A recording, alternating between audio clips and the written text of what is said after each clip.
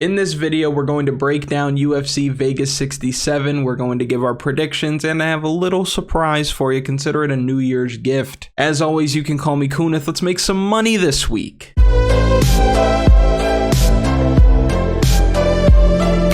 I hope you had a good holiday. I hope you enjoyed your new year. And I wanted to know, do you have any betting goals for the new year? Do you want to bet more? Do you want to bet less? Do you want to take betting more seriously, less seriously? Let me know in the comments. As you probably know at this point, Kelvin Gastelum is off of the card. Nasruddin Imavov is now fighting Sean Strickland. At least that's what it's looking like, but they're not up on the system yet. We'll talk about that in the final picks video later in the week. We'll start right at the co-main event, Dan Ige, Damon Jackson. Outside of his fight with Ilia Topuria, this will be the toughest test of Damon Jackson's career. This will easily be the toughest fight he's had since then. Because Dan Ige, despite the recent L's, he's 1-4 in his last 5. Despite these recent L's, he's no slouch. Movsar Evloev, Josh Emmett, Korean Zombie, Gavin Tucker, Calvin Kattar. He's fought some of the best the division has had to offer. So the difference in competition, it's not even close. Advantage Dan Ige. But when it comes to grappling, we know that Damon Jackson is a relentless grappler, intelligent on the ground, and opportunistic. Advantage Damon Jackson. But on the feet, Dan Ige is the better striker, the tighter boxer. He's got a better chin and more power, of course. Advantage Dan the man. So how does this fight play out? Well, I expect Damon Jackson to be shooting for takedowns early, likely securing some of them. Dan Ige, though, is going to continue to get back up to his feet, and he's going to land some decent shots. That's actually how I see the first 2 rounds going. Back and forth action, tough rounds to score from a judging perspective, but round 3 is where I think this fight gets decided. It's actually where I think this fight gets finished. Damon Jackson shocked a lot of people last time out against Pat Sabatini when he came out like the kid from Talladega Nights. I'm coming at you like a spider monkey. He finished Pat Sabatini with the quickness in that spot, but I don't put a whole lot of stock into that because he threw a front kick, it lands, Sabatini wasn't expecting it, it was almost fluky. Now to be able to land that as early as he did, as clean as he did, and then accurately follow up with punches and then get what he needs to on the ground, that's impressive. I don't want to take anything away from the performance, but if that front kick doesn't land, that fight probably goes a lot differently. But before that, he was a massive favorite against Dan Argueta, who's fighting on this card. Dan Argueta, a bantamweight at the time, stepping in on very short notice, making his UFC debut, a wrestler who almost knocked Damon Jackson out toward the end of that fight. Damon Jackson ends up hanging on and winning a decision, but if Dan Argueta wasn't shooting for takedowns and wasn't closing distance and continued to stay busy with his hands, he probably ends up winning that fight. And I think a lot of that had to do with Argueta just making Damon Jackson work. I think this is one of the few fights where we saw Damon Jackson really look labored and tired toward the end of the fight. Now, if Dan Ige can push a pace like we know he can, and if he makes Jackson work, I think he's going to be the lot fresher guy later in this fight and ultimately find a big right hand that puts Jackson down. And the line for this is close. We're getting good odds on Dan Ige here, who was not going to be taken down and controlled easily. Now, if you're looking for the best odds on Dan Ige, or any football game or basketball game or soccer match, really any sporting event, then you can download BetStamp. It's an app that finds the best odds for you across the major domestic sports books available to you in your state. If you're consistently finding even slightly better odds, that can do great things for your bankroll in the long term. They also allow you to track your bets. That way you can manage your bankroll and see where you're most effective. Now, I've partnered with them because I love what they do, and they're letting people who watch these videos attend free setup sessions. These are quick sessions where they actually walk through the process of setting up these accounts for you with these major books,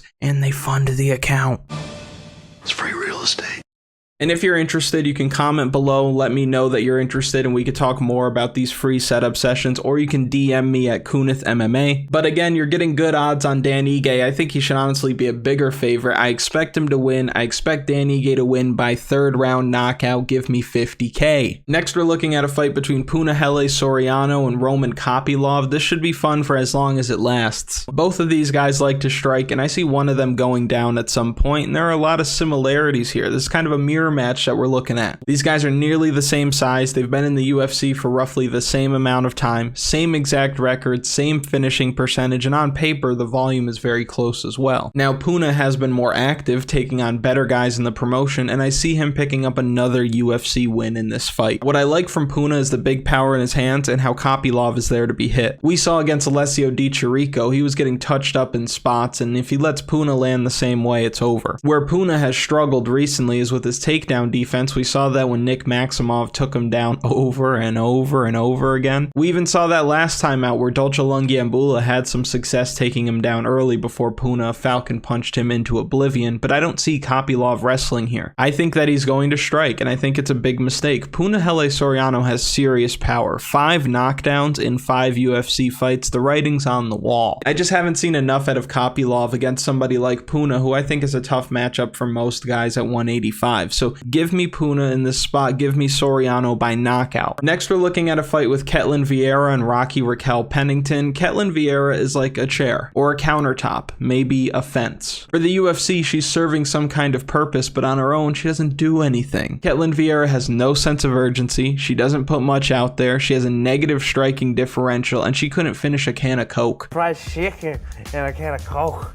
I'm surprised her picture looks like this and not a picture of her in a ski mask the way that she robbed Holly Holm last time out. She ends up winning a fight that she lost where she did nothing. Before that, she beat an old Miesha Tate, loses to Yana Kunitskaya, which is a bad look, and beats Sijara Eubanks, which literally happens 50% of the time Eubanks fights. And before that, she gets finished by Irene Aldana in the first round. There isn't much of her on tape that leads me to believe that she's going to win this fight. And I say that because on the other side, you have a tried and true veteran in Raquel Pennington who seems to be really hitting her stride, riding a 4-fight win streak. Recently, she's been doing great work in the clinch, putting decent volume out there and fighting at a very steady pace. And I think that's what's going to give Ketlen Vieira the most trouble, is that Rocky Pennington isn't going to do too much or too little. She's going to be just right the whole time. When you look at their resumes side by side, it's not even close. She has multiple fights against Jessica Andrade, prime Miesha Tate, Amanda Nunes for the title, GDR, Holly Holm multiple times, Irene Aldana. And even after all that, she's still only 34 years old. Tons of gas left in the tank and some of the richest experience in women's MMA history. She knows how to win rounds, she knows how to get in and out of exchanges without getting caught, and she knows what judges are looking for. If Vieira starts falling behind as she's won to do, letting minutes of these rounds slip away, then Raquel Pennington's going to run away with this decision. Now, I wouldn't be surprised if this fight is decided in the 3rd round, if it's 1-1 going into the 3rd, or if it's 2-0 in favor of Pennington. But Rocky's been in the UFC for a long time, fighting the who's who, so you know the show money's nice, you know the win money's nice. She's got all the incentive in the world to go out there and win this fight, put on a good performance. And not only win the fight and put on a good performance, but against what I think is a very beatable opponent. Now, my only concern with her in this fight is if she allows Vieira to get her down. If Vieira is able to take her down, she likely rides out that position, wins the round, and that's not good for us, especially from a DraftKings perspective. It's going to hinder the amount of points that Raquel Pennington can score. Granted, I wouldn't be dying to play her even at 8,000 salary just because the last time she broke 100 points, Obama was in office. But I do think that there's a good chance Raquel Pennington ends up winning this fight, grinding out a decision, keeping her feet.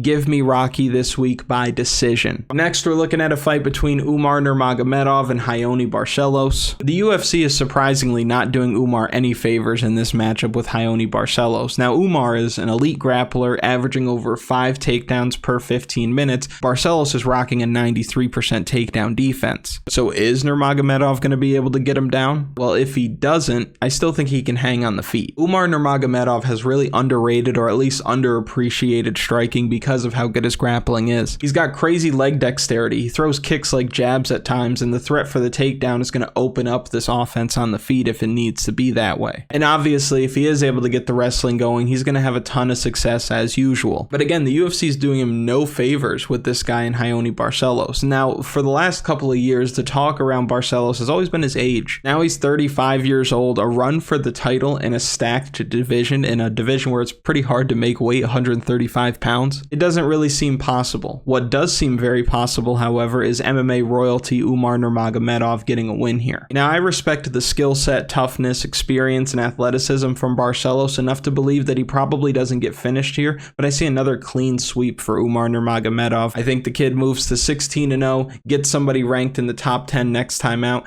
Give me Umar Nurmagomedov by decision. Now, before we continue, make sure you like the video, subscribe to the channel, comment something for the algorithm. You know how the algorithm works by now. Next, we're looking at a fight where you can't tell me nothing. You either, Oscar. If I tell you that Abdul Razak Alhassan wins and he knocks the guy out, it's still not my fault. I wouldn't even consider myself right at that point, because these are the type of dudes that can get into the salty splatoon with no problem. Welcome to the salty splatoon. Spittoon, how tough are you? How tough am I? How tough am I? I had a bowl of nails for breakfast this morning. Yeah, so?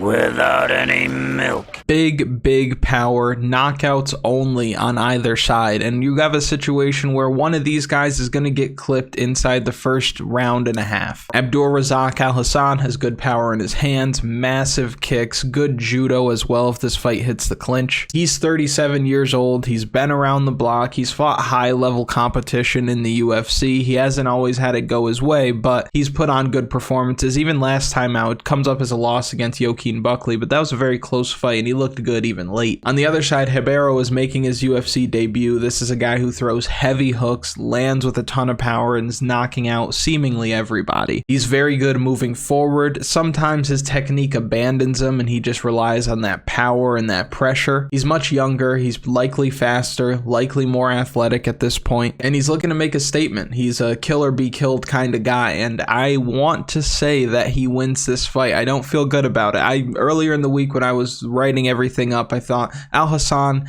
technique, experience, he might let this guy come to him, catch him on the way in, but I don't know. I'm not so sure about that. Honestly, I think Ribeiro is probably going to get him moving backward and then land one or two of those heavy hooks and put Alhassan down this week. From a matchmaking perspective, I don't think there's any kind of ulterior motives here. I don't think that they're trying to build up the new guy, and I don't think they're trying to bury Alhassan or anything like that. Now, it's important to keep that stuff in mind because that dictates a lot of the way that matchmaking is made, but I think this is just a fight where they know that these guys are going to throw down, one of them is going to get knocked out, we're all going to get the thing that we want, which is a finish. For DraftKings, you're going to want exposure to both sides of this if you're playing multiple lineups. We're going to talk more about fantasy and DraftKings in the final picks video. We're going to focus more on straight betting here. From a straight betting perspective, you don't touch this one. You don't touch it. You don't touch this one just because there's so much uncertainty. One of these guys is going to go down early. If you want to take the under or fight doesn't go the distance and parlay that up with something else, maybe. But don't put this fight in your parlays. Don't bank on one of these guys winning because this is one of those very unpredictable spots. I do have to have a pick here though, and I'm going to go with the new guy. I'm going to go with Ribeiro. Gets the knockout. I'm going to say inside the first round. Next, we're looking at a fight with Mateus Rebecki. He's actually fighting Nick Fiore, who's stepping in on short notice, about 2 weeks notice. Rebecki's going to roll this week. He's going to beat Fiore, and he probably finishes him in the first round. Rebecki has huge power. He can mix in the grappling if he needs to. I think he's going to dominate here, and again, first round finish. Nick Fiore is 6-0, very young in his career, but 2 of his wins have come over Jay Ellis, and if you don't know who Jay Ellis is,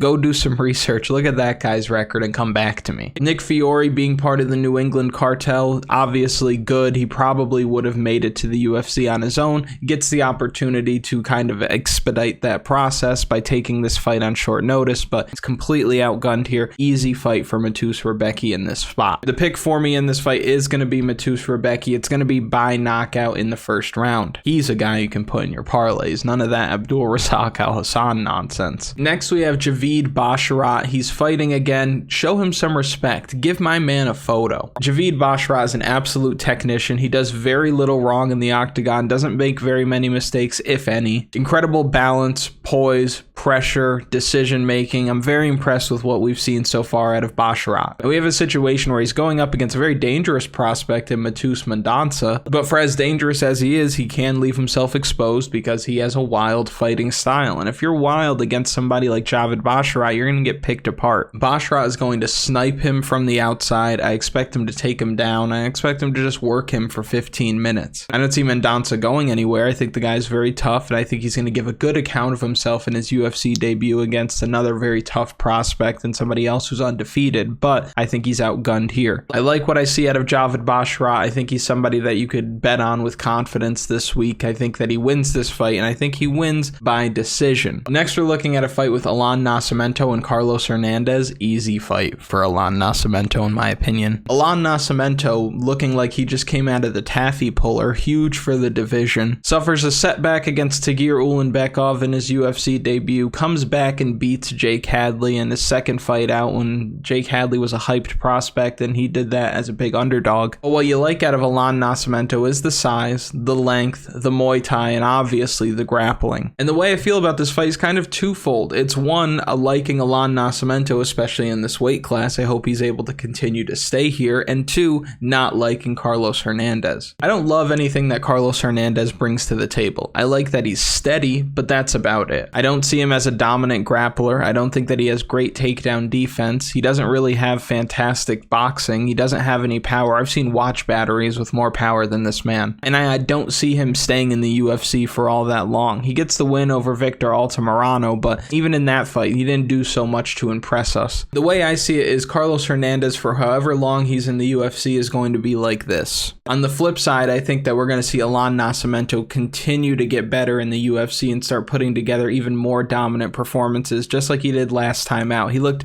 night and day different from his UFC debut against Ulanbekov and his last fight against Jake Hadley. So I think we have an ascending, interesting prospect in the flyweight division against somebody who might stick around for a while, but I wouldn't be shocked if he didn't. So the pick for this fight is Allan Nascimento, and I think that Nascimento actually submits Hernandez in this fight. I think he finds his back, submits him sometime in the second round. Next, we're looking at a very interesting fight between Charles Johnson, who just fought in November, versus Jimmy Flick, who hasn't fought in years. Now, Charles Johnson was taken down a ton by Nurmagomedov in his UFC debut, had no answers for the grappling, didn't put Makhachev in any kind of dangerous spots, just dominated every minute of that fight. I give him a pass there because it looks like Nurmagomedov is going to be able to do that to people for years to come. He follows that up with a fight against Zhalgas Zhumagulov where he wins a decision that he probably should have lost. I had Charles Johnson that day. I was happy that he won, but I was also disappointed for Zhalgas Zhumagulov, who continues to get screwed on these decisions, and I think that happened again. Now for Jimmy Flick, incredibly dangerous grappling. You'll see there on the screen the win over Cody Durden. That was a flying triangle. The guy is great on the ground. On the feet, I think he would get absolutely torched by Charles Johnson, so he has to do everything in his power to get this fight to the ground, but if he does, I really like his chances down there based on what we've seen from Charles Johnson. Now you might look at the odds and think that Charles Johnson's just going to smoke this guy out. Possible, might happen, but I don't think that Jimmy Flick is put in a position to get destroyed in his comeback. Now the matchmakers only have so much control. It's not like they're trying to bury Charles Johnson either. He's somebody who puts on fun fights who they want to build up. I get that, but I don't see him running through Jimmy Flick here. And down at his price, and if you look at his huge plus money that he's bringing to the table, not a bad idea to go with Jimmy Flick. And here's the thing about Charles Johnson that I can't get over. I was thinking this when I watched him before against Zhalgas Zhumagulov. He's got a little Bobby Green in him. What I mean by that, what I mean when I say he's got a little bit of Bobby Green in him, is he's got all the talent in the world, but he could do things in there that are frustrating to see. If you bet on Bobby Green last time out against Drew Dober, you hated to see how low his hands were when Drew Dober was closing distance. The low hands work when you're fighting at range. It's an odd angle when you're throwing them up, something that a lot of people aren't going to do for you in the gym, so that's cool. But when your opponent's closing distance and your back's up against the fence and you got nowhere to go, you can't just exit this way. You have to put your hands up. But Bobby Green's not going to do that. Bobby Green's going to get in his own way. Charles Johnson, I think, is somebody who's going to be getting in their own way. Charles Johnson could have beat Zhalgas Zhumagulov convincingly, but he didn't. He ended up having to dig deep, winning the last round, having big moments and spots, but he was getting outworked early, and it just seemed like a lazy effort. If he gets lazy in a grappling exchange with Jimmy Flick, he's getting put out, and I worry that that is the case. I feel like Charles Johnson is going to burn people for a while, and really, he should have burned people last time out. So I like Jimmy Flick this week, which seems crazy, but